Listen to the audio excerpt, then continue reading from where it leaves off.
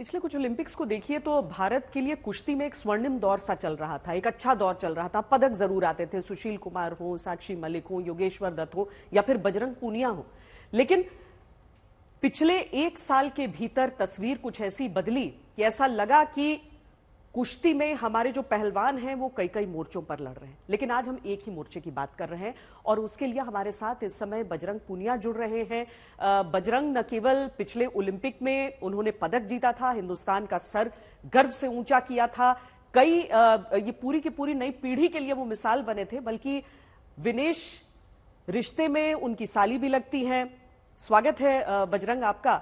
हम समझ सकते हैं कि जितना दिल हर हिंदुस्तानी का टूटा है उससे ज्यादा चोट आपको लगी होगी आज। लेकिन आपसे धन्यवाद सर। ये समझना चाहते हैं कि 100 ग्राम क्या सामान्य है कि 100 ग्राम के लिए किसी एक रेसलर को जो लगातार हराते चली आ रही हो और सिर्फ फाइनल मुकाबला बचा हो उसे बाहर का रास्ता देखना पड़े? सबसे पहले तो बड़े दुख के साथ बोलना पड़ रहा है कि हम बिना मेडल के वहां से वापस आ रहे हैं। और देखिए, आज वो लोग बोल रहे हैं जिनको ये नहीं पता कि रेसलिंग क्या होती है, वेट कम कैसे किया जाता है, एक एक ग्राम की क्या अहमियत होती है एक खिलाड़ी के जीवन में, एक रेसलर के जीवन में।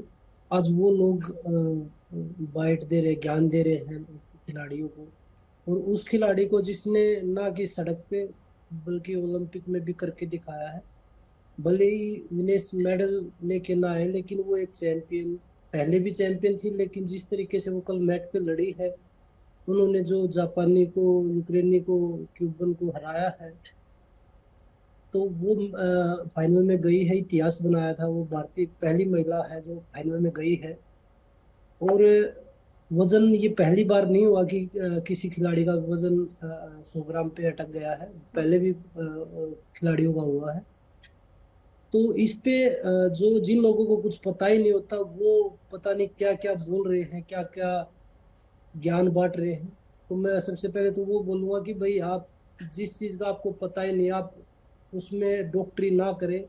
क्योंकि जो डॉक्टर का काम वो डॉक्टरी कर सकता है, वो हम नहीं कर सकते। तो वही चीज है, जिनको कुछ पता ही नहीं वो इस चीज पे ज्ञान ना बांटे। और विनेश ने हर संभव प्रयास किया अपनी वेट कैटेगरी को ठीक करने के लिए।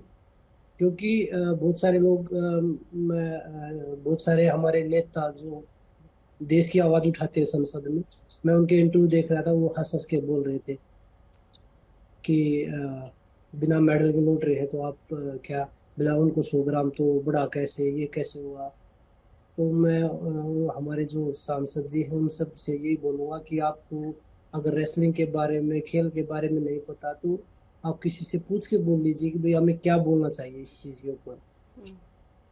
तो वही चीज है। और विनेश ने हर बजरंग संभव हमको प्रयास ये किया। विनेश के समझाइए, साथ जो टीम थी क्योंकि उसने भी जो हर संभव दर्शक भी प्रयास हैं किया कि वो वो जल्द भी आ जाए। मतलब क्योंकि रेसलिंग का एक वो मैच जो दर्द देखकर है जश्न वो मनाना सिर्फ कि वही जीत समझ गए सकती है। और रेसलिंग का एक रूल समझना उसमें फर्क होता है। इसीलिए अगर आप हमें समझा सके, डे वन पे जो वेन होता है और उसके जी बाद वही। इस मैच से पहले वाला वेन, जी क्यों इतना फर्क आ देखिए, जाता है उसमें? कल क्यों वो 50 से नीचे और आज क्यों 100 ग्राम ऊपर?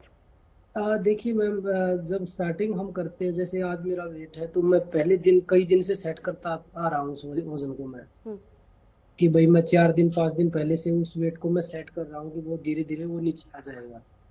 तो वो विलेज जब कल वजन लेके आई थी, तो वो 49 किलो 900 ग्राम वजन था। जी। उसके बाद अगर हम फाइट लड़ेंगे तो हमें एनर्जी भी चाहिए होती है। ये नहीं कि हम 49 किलो 900 ग्राम लेके रहे हैं, हम 50 किलो में ही फाइट कर रहे हैं तो मेरा वेट 50 ही रहेगा। वो हर खिलाड़ी का बनता है 1 किलो 2 किलो।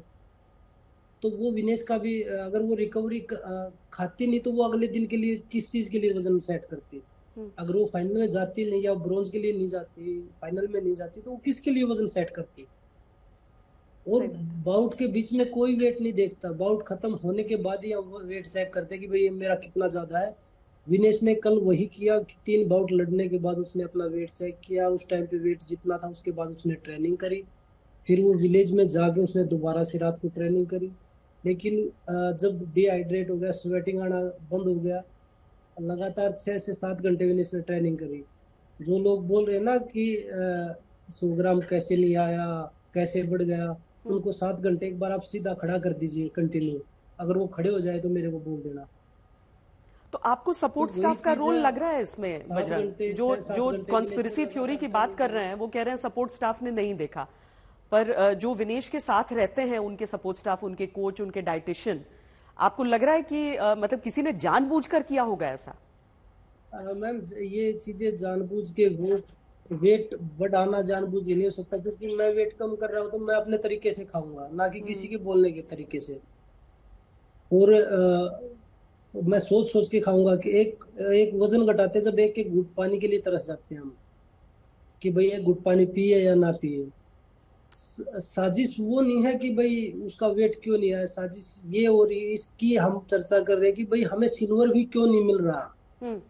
उस पे कोई बात नहीं कर रहा। बीजेपी के जो ट्रोलर हैं, जो पहले भी हमें ट्रोल कर रहे थे जंतर मंतर के टाइम पे भी, हम्म। वो आज दोबारा से जश्न मना रहे हैं, जैसे भारत पाकिस्तान ने। आप अपने आप को देशभक्त बताते हैं वो लोग। उनको ये नहीं कि भाई देश की एक मेडल की हानि हुई है। कितने कितने मेडल आए हैं हमारे, अभी तक 3 मेडल आए हैं। 140 करोड़ 141 करोड़ की आबादी में हमारे लिए शर्म की बात है, ना कि हमारे लिए छाड़ी छाती चौड़ी करने की बात है ये।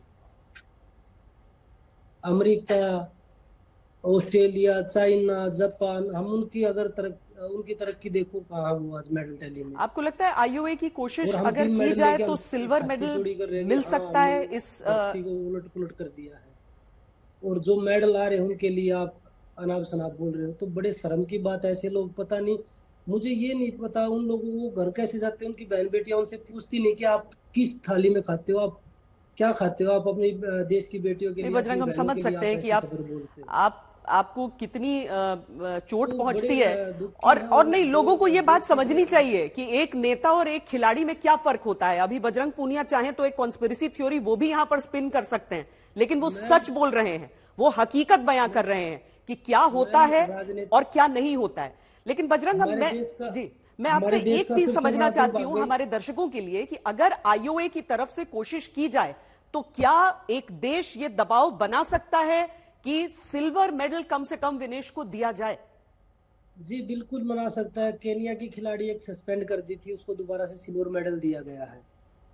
आज हम विश्व गुरु बन रहे हैं कि भाई हम, हमारा डंका बजता है पूरे विश्व में। हम्म। तो हम क्या नहीं करवा सकते फिर। आज के दिन सिल्वर मेडल केनिया की खिलाड़ी लेके गई है सस्पेंड होने के बाद, सही बात है। इसी ओलंपिक में। तो हम उन पे क्यों दबाव नहीं बना सकते। ओलंपिक खिलाड़ी जॉर्डन बरोस है, यूएसए से 6 बार के वर्ल्ड चैंपियन है, ओलंपिक चैंपियन है। हाँ। वो विनेश का सपोर्ट कर रहे हैं कि भाई विनेश डिजर्व करती है सिल्वर मेडल के लिए। और हमारे देश के कुछ गद्दार लोग, अपने आप को जो देशभक्त बताते हैं, वो उस बेटी का विरोध कर रहे हैं कि सिल्वर मेडल ऐसे कैसे मिल जाएगा। आखिर और में हम बजरंग, वेट करते एक हैं कि एक हम बात और आपसे मेडल पूछना टैली में चाहती एक हूं दो मैं नंबर पे जाए। कि विनेश जब से तक आपकी ऐसे बात हुई होगी। देश में ऐसे गद्दार लोग इस बैठे समय रहेंगे, इस समय तब तक हम किस सिल्वर मेडल मेंटल नहीं जीत फ्रेम में है पाएंगे वो? ऐसे तो। जाहिर है सबसे बड़ा नुकसान तो उनको ही हुआ है, वो लड़ रही थी, वो जीत रही थी और उनको डिस्क्वालीफाई किया गया है। मैम हमारे लिए विनेश वहां पे खड़ी है ओलंपिक पोडियम पे जाके, 1.5 2 साल से लगातार जो संघर्ष चल रहा है, मानसिक परेशान किया जा रहा है, मेंटली टॉर्चर किया जा रहा है, और ट्रेनिंग नहीं हो पा रही, उसके बाद वो ओलंपिक में खड़ी है। रेसलिंग हम कर रहे हैं, हमारे लिए वो मेडल से भी बड़ा है। अगर वो मेडल लेके आते तो वो हमारे लिए बहुत बड़ी चीज है। और उसने वो करके दिखाया है कि वो देश की बेटियों के लिए लड़ सकती है, तो वो अपने लिए भी लड़ सकती है। ऐसी बेटी, मैं यही प्रार्थना करूंगा, ऐसी बेटी भगवान हर घर में दे। वो वो प्राउड है देश का। बहुत बहुत धन्यवाद बजरंग, हमसे बातचीत करने के लिए।